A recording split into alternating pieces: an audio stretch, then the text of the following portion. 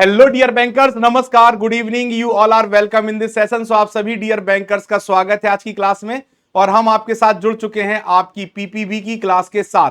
सो दोस्तों, आज की क्लास में हम लोग डिस्कस करेंगे अपने इंपॉर्टेंट टॉपिक को और ये जो इंपॉर्टेंट टॉपिक है इसका नाम है टर्म लोन। तो कल हमने वर्किंग कैपिटल के बारे में पढ़ा था, उसके न्यूमेरिकल किए थे। आज हम लोग टर्म लोन के रिगार्डिंग पढ़ेंगे। सो जब हम टर्म लोन की बात करते हैं दोस्तों, किसकी बात करते हैं? टर्म लोन की। तो टर्म लोन हमारा लॉन्ग टर्म के लिए जो हमें फाइनेंस चाहिए होता है वो टर्म लोन होता है, इस पे हम डिस्कस करेंगे।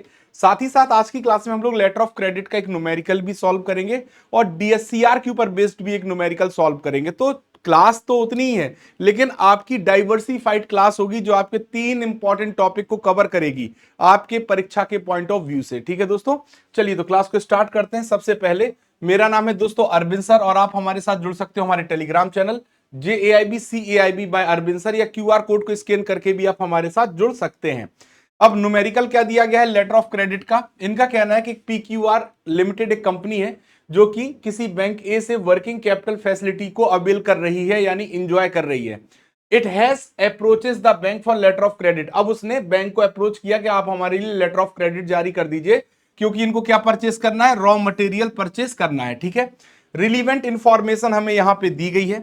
सबसे पहली इंफॉर्मेशन है कि जो टोटल रॉ मटेरियल कंज्यूम होता है वो 3600 लाख का होता है, जिसमें से 2400 लाख का जो रॉ मटेरियल है वो क्रेडिट पे लिया गया है। ठीक है, तो अब टोटल कंजम्पशन इनका 3600 लाख है, जिसमें 2400 लाख इन पे किस पे लिया इन्होंने? क्रेडिट पे। तो 0 0 6 में से 2 और 1 यानी 1200 लाख का इन्होंने खुद पे किया है। तो टोटल जो क्रेडिट वाला जो अमाउंट है वही हमें लेके चलना है। ठीक है, अब time taken for advising letter of credit, 10 दिन का तो टाइम लगा लेटर ऑफ क्रेडिट को एडवाइज करने में। यानी जब PQR के बैंक ए ने लेटर ऑफ क्रेडिट दिया तो बेनिफिशियरी का बैंक उसको एडवाइज करेगा, उसमें 10 दिन लगेंगे। Time taken for shipment and transit period 20 दिन। अब जब बेनिफिशियरी यानी एक्सपोर्टर सामान भेजेगा तो इसमें जो टाइम लग रहा है वो 20 दिन का लग रहा है। कितना समय लग रहा है? 20 दिन का टाइम लग रहा है। Credit period agreed upon between the seller and the customer और the projected available credit period for the calculation of MPBF for the fund limit whichever is lesser is 30 days. तो कुल मिला के इनका जो क्रेडिट पीरियड है वो 30 दिन का है। ठीक है, तो जो टोटल टाइम कंज्यूम हो रहा है वो कितना हो रहा है? 10 दिन हो रहा है प्लस 20 दिन हो रहा है प्लस 30 दिन हो रहा है। ठीक है, तो टोटल कितना हुआ? 60 दिन हुआ। ठीक है, अब एक साइकिल में 60 दिन का टाइम लग रहा, तो एक साल में टोटल कितने दिन होते हैं? 360 दिन होते हैं, और होते 365 है, लेकिन कैलकुलेशन के लिए 360 लेके चलते हैं। तो 60 दिन यहां पे हमारी एक साइकिल में लग रही, तो टोटल कितनी साइकिल बनेंगी? 6 साइकिल। कितनी साइकिल बनेंगी? 6। अब इन्होंने जो क्रेडिट पे रॉ मटेरियल खरीदा है वो 2400 खरीदा, तो एक साइकिल की कॉस्ट कितनी आएगी? 6 का भाग देंगे, 6 चौके 24, 400 लाख। यानी 400 लाख का लेटर ऑफ क्रेडिट इनको चाहिए है एक साइकिल में। यही इस क्वेश्चन में हमें आंसर देना था, यही इस क्वेश्चन में हमें क्या देना था? आंसर देना था। एक साइकिल की कॉस्ट कितनी आएगी? देखिए बिल्कुल सिंपल है। Time required for the one cycle of operation of LC की एक साइकिल की कितना टाइम चाहिए? 10 दिन चाहिए एडवाइजिंग बैंक को, 20 दिन चाहिए ट्रांजिट का, 30 दिन का क्रेडिट पीरियड है। टोटल कितने दिन होगा? 60 दिन। ठीक है, number of cycles in a year, एक साल में कितनी साइकिल होंगी? भाई अगर मैं साल को 360 ले लूं तो 6 साइकिल होंगी। ठीक है, क्यों हुई? क्योंकि 360 डिवाइड बाय 60, तो हमें मिला 6 साइकिल। ठीक है, अब projected value of raw material purchase on credit, credit पे इन्होंने कितने का खरीदा है? 2400 लाख का। तो एक साइकिल में, अब एक साल में इन्होंने 2400 लाख का रॉ मटेरियल क्रेडिट पे लिया, तो एक साइकिल में कितने का लेंगे? 2400 बटे 6 यानी 400 लाख। यही क्वेश्चन पूछा गया है और ये इसका आंसर आ गया। ठीक है दोस्तों, लाख में डबल ए लिखा, उसको मतलब कंफ्यूज मत होइएगा। अब आ जाते हैं टर्म लोन। टर्म लोन होता क्या है? Term loan is granted for the purchase of acquisition of capital assets such as land, building, plant, machinery, modernisation, renovation, क्या लिखा? Rationalisation of the plant. कुल मिला के कोई भी बिजनेस एंटरप्राइज जब बिजनेस करती है, क्या करती है? बिजनेस करती है, तो इन्हें दो प्रकार के फंड की आवश्यकता होती है। एक तो शॉर्ट टर्म फंड चाहिए जिसकी रिक्वायरमेंट होती है डे टू डे एक्सपेंसेस के लिए, डे टू डे एक्सपेंसेस के लिए। तो इसको हमने ऑलरेडी पढ़ रखा है, इसे हम कहते हैं वर्किंग कैपिटल। क्या कहते हैं दोस्तों? वर्किंग कैपिटल कहते हैं। बट दूसरा जो पैसे की रिक्वायरमेंट होती है ऑर्गेनाइजेशन को, वो लॉन्ग टर्म के लिए होती है, जहां से वो कैपिटल एसेट्स में निवेश करता है। किसमें? कैपिटल एसेट्स में निवेश करता है। तो ऐसे पैसे की जब जरूरत होती है तो बैंक क्या लेता है, बिजनेस क्या लेता है बैंक से? Term loan. क्या लेता है? Term loan. क्या लेता है? Term loan.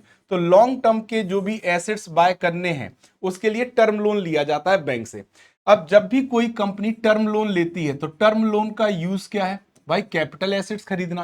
कैपिटल एसेट्स क्या है? जैसे लैंड है, जैसे बिल्डिंग है, जैसे प्लांट है, जैसे मशीनरी है। ठीक है ना? या हमें अपने प्लांट को मॉडर्नाइजेशन करना है, रिनोवेशन करना है ना? तो इन सब के लिए हमें बड़े अमाउंट की जरूरत होती है जिसको हम लॉन्ग टर्म में पे करते हैं। So term loan are also extended for acquire of the capital assets. तो जब भी ऐसे कैपिटल एसेट्स को एक्वायर करना होता है उसके लिए ऑर्गेनाइजेशन बैंक से क्या लेती हैं? टर्म लोन लेती हैं। जैसे मशीनरी लेनी है, इक्विपमेंट लेना है, फैक्ट्री, ऑफिस प्रोमाइसेस के लिए या व्हीकल्स के लिए, तो इन सब के लिए बैंक इनको टर्म लोन देता है। यानी टर्म लोन एक ऐसा लोन होता है जो लॉन्ग टर्म के पर्पस के लिए प्रोवाइड किया जाता है ऑर्गेनाइजेशंस को। ठीक है?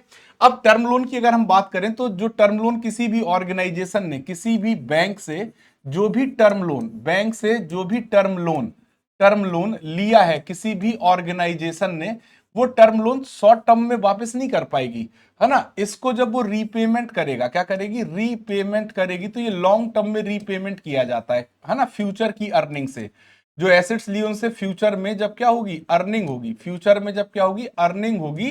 तो इस अर्निंग से इसका रीपेमेंट किया जाएगा भविष्य की डेट में। तो repayment of term loan comes from the future earning of the unit. ठीक है?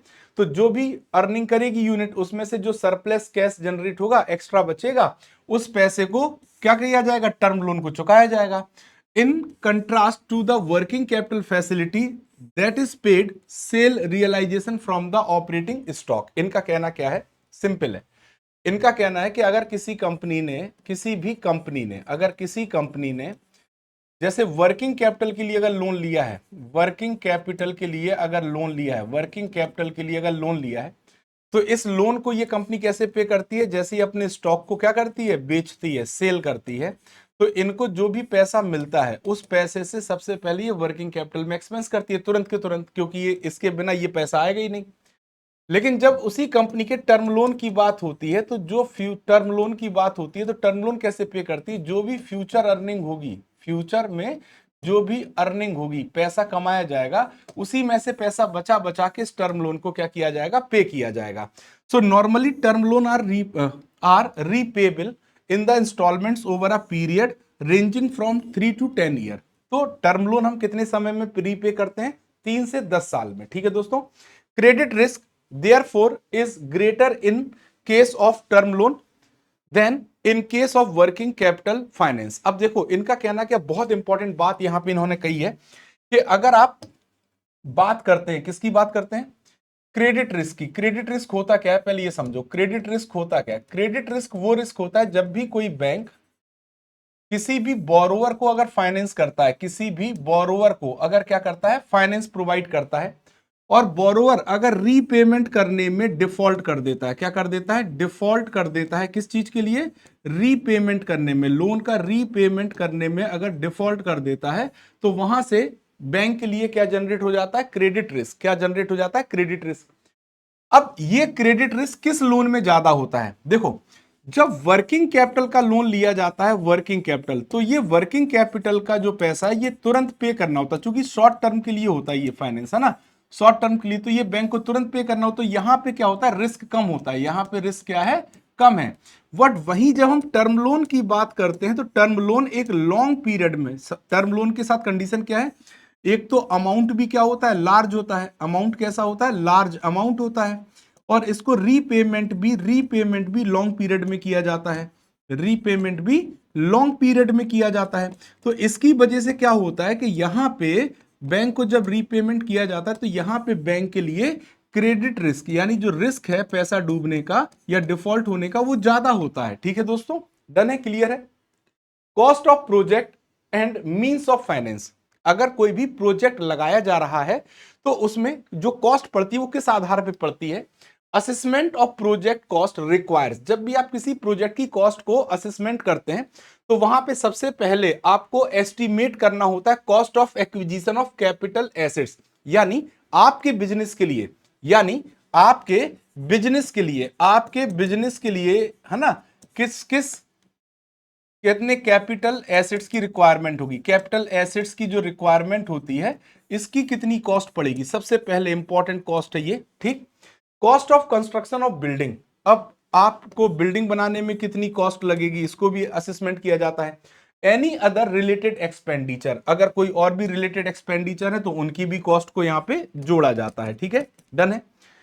Beside in the project cost, the amount of working capital margin required is also included as this is also be funded from the long term source। इनका कहना है कि आपने project के लिए तो कॉस्ट निकाल ली, प्रोजेक्ट की कॉस्ट तो आपने निकाल ली, बट इस प्रोजेक्ट कॉस्ट में हमें वर्किंग कैपिटल के पैसे को भी जोड़ के रखना होता है। क्यों वर्किंग कैपिटल के पैसे को इसलिए जोड़ के रखना होता है क्योंकि इस पैसे को भी हम उसी रिसोर्स में से एलोकेट करेंगे जो हमने लॉन्ग टर्म के लिए बैंक से लिया है या हमने लॉन्ग टर्म के लिए अपने बिजनेस में लगाया है, ठीक है दोस्तों। Assessment of funding of project require determination of various funding sources that are available to the entrepreneur and estimating the amount of funds expected from these। इनका कहना है कि मेरी, जैसे मान लो मैंने कहा कि मेरी एक कॉस्ट आ रही मान लो 50 रुपए, तो वो 50 रुपए मुझे अरेंज करने होंगे ना कहीं से। तो कभी भी जब हम प्रोजेक्ट कॉस्ट निकालते हैं तो प्रोजेक्ट कॉस्ट में हमें सोर्स ऑफ फाइनेंस को भी देखना होता है। Source of finance equal to project cost, ठीक है दोस्तों। Source of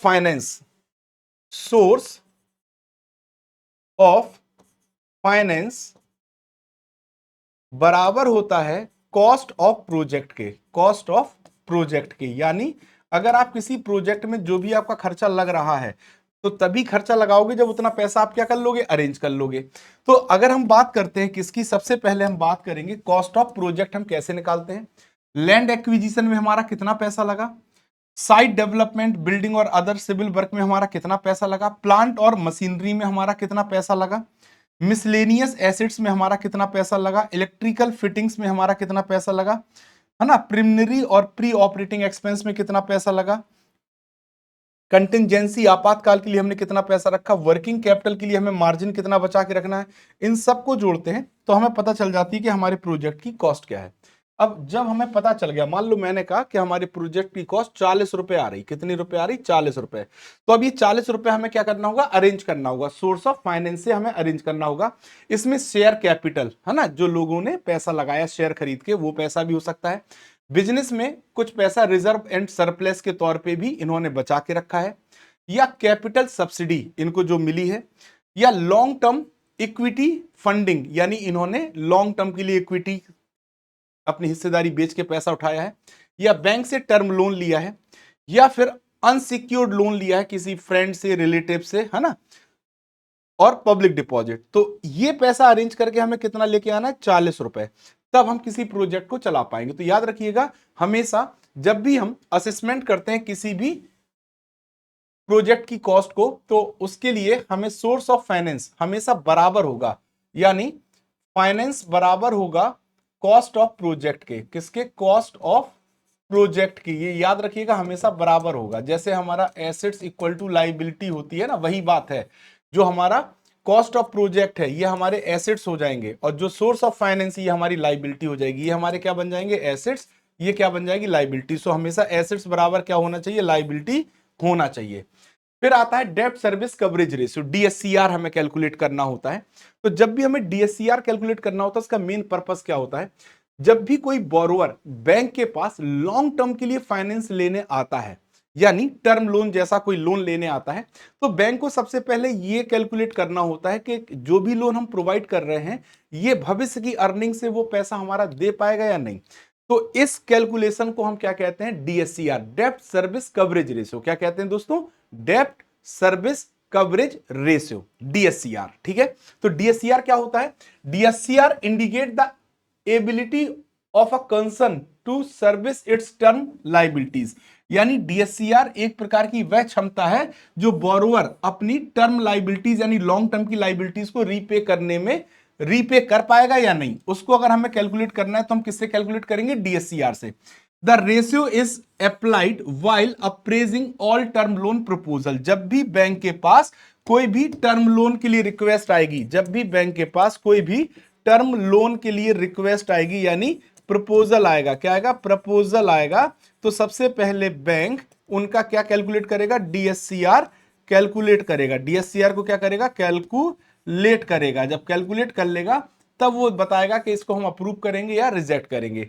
डीएससीआर measures whether interest and instalment can be paid out of internal generation of fund. What is the meaning of internal generation of fund? जब भी कोई business revenue generate करता है तो ये जो रेवेन्यू वो जनरेट करता है that is internal generation of fund.